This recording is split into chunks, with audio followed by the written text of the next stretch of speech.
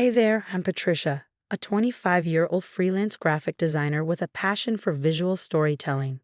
Right now, I'm living with my older sister, Linda, in our childhood home. It's not exactly the dream setup for someone my age, but hey, it's affordable, and I honestly enjoy Linda's company. Well, most of the time. One evening, while we're lounging in our shared bedroom, Linda says, "Patricia, don't you think this room could use a makeover?" I look around at the faded posters and the mismatched furniture. Yeah, I guess it's a bit dated. What do you have in mind? Her eyes light up. I was thinking something sleek and modern. Professional, you know? Professional? I repeat, raising an eyebrow. It's a bedroom, not an office. Well, we both work from home sometimes, she says, undeterred. Wouldn't it be nice to have a space that's both comfortable and productive? I shrug, not entirely convinced but not wanting to dampen her enthusiasm. Sure, I guess we could explore it.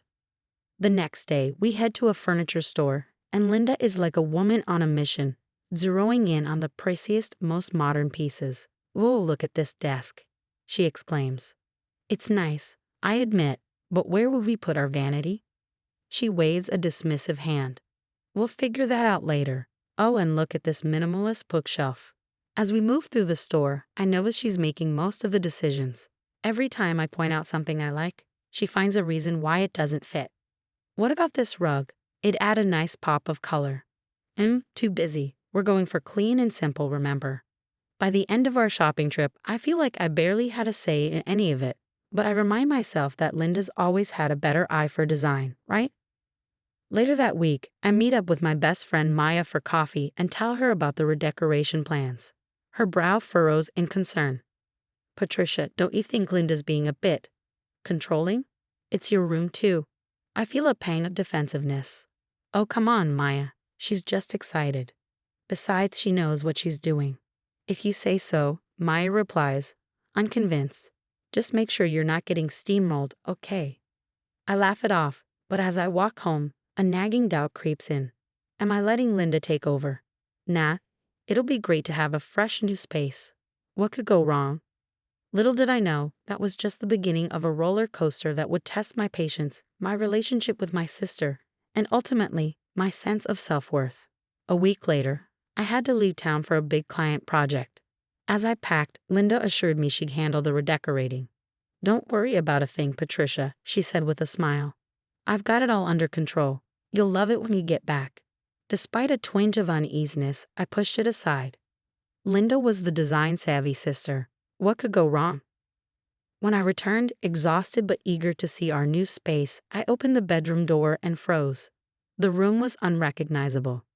Gone were the cozy throw pillows, the colorful art prints, the warm lighting. Instead, it looked like a minimalist office, white walls, sleek furniture, and not a trace of my personality. "Surprise," Linda exclaimed. "What do you think?" I stood there, struggling to hide my shock. It's very clean." I stammered, grasping for words that wouldn't hurt her feelings. Oblivious, she led me around the room. "Look at this ergonomic chair, and check out the built-in charging stations. Oh, and this desk, it's big enough for both of our laptops." As she rambled on about productivity and efficiency, I felt myself disappearing.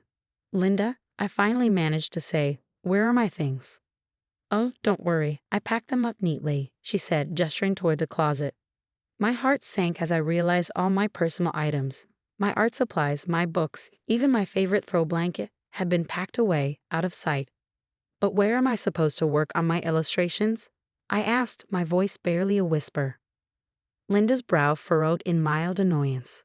"Well, you can use the desk when I'm not using it, or there's always the living room couch."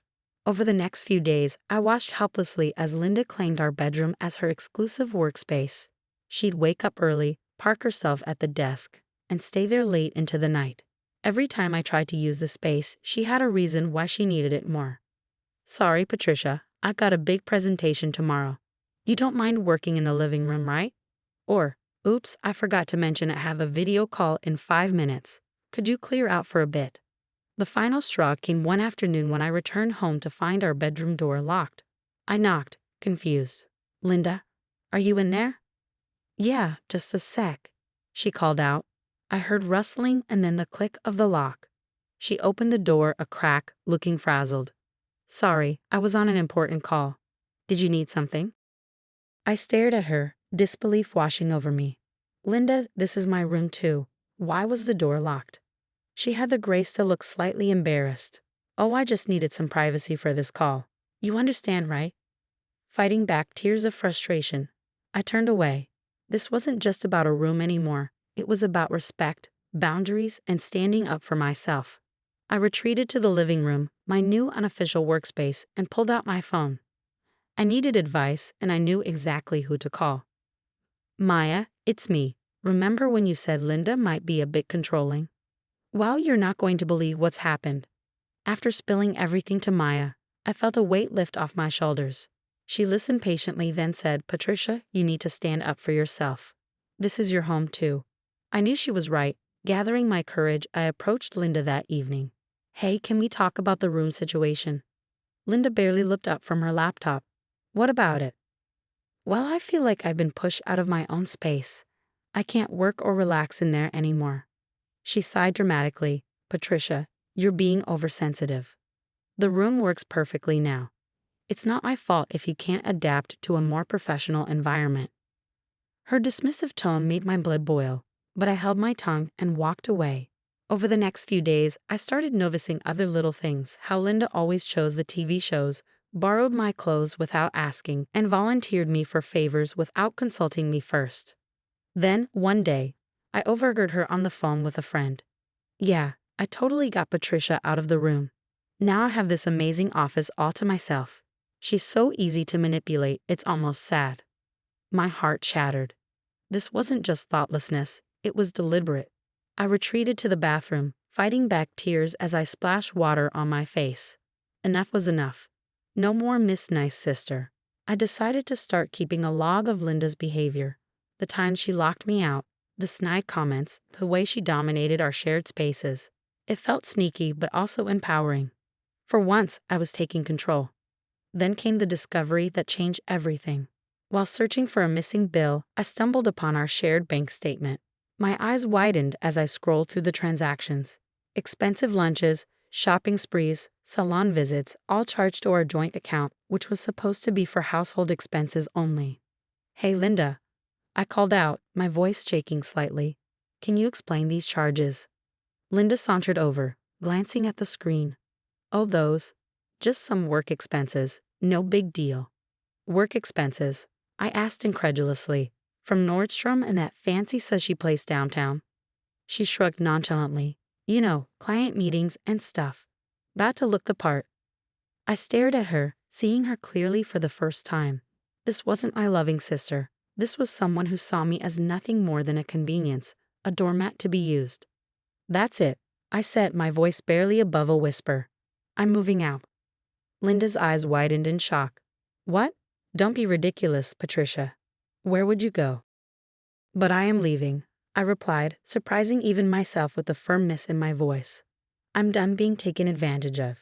As I started mentally planning my exit, a whirlwind of emotions washed over me. Fear of the unknown, sadness for the sister I thought I had, but mostly an overwhelming sense of relief.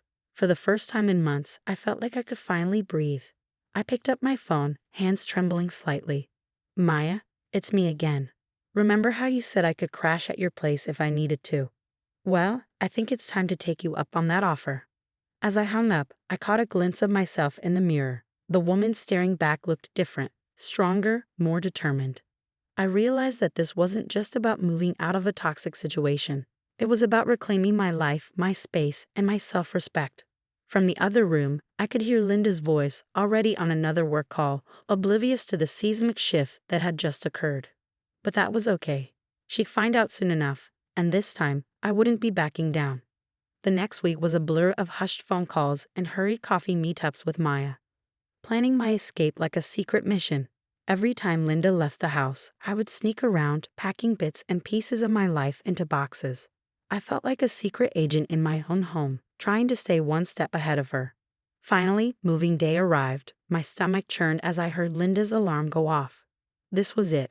I took a deep breath and knocked on her door. Linda, we need to talk.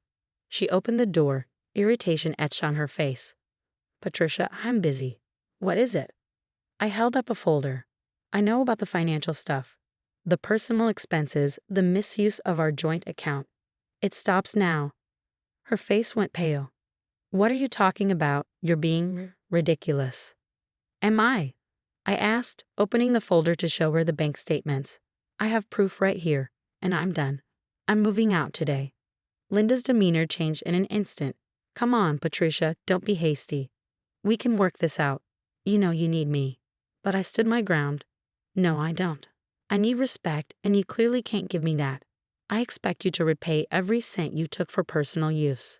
Her eyes narrowed, venomous words spilling from her lips. You ungrateful little, after everything I've done for you. You'd be nothing without me. That's where you're wrong, I replied, surprised at how calm I felt. I'm going to be just fine without you. I grabbed my bags and walked out, Linda's angry shouts fading behind me. Maya was waiting for me outside, and as we drove away, I felt a massive weight lift off my shoulders. At Maya's place, I settled into my new room. It wasn't huge, but it was mine. I sat at my desk by the window, arranging my art supplies just the way I like them.